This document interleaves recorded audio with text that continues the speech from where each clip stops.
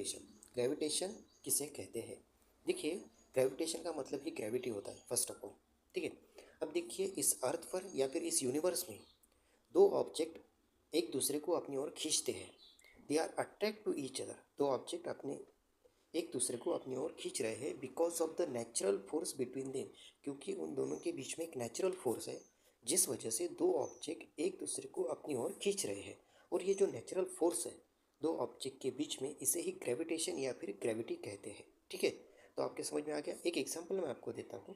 देखिए, ये अर्थ है और ये एक बॉल है, और इस बॉल को आपने अगर ड्रॉप किया तो वो बॉल नीचे आकर गिरेगी।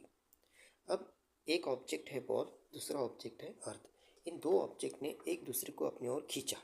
ठीक है, इसीलिए बॉल नीचे आकर गिर चुकी है। और अर्थ ने उस बॉल को अपनी तरफ खींचा।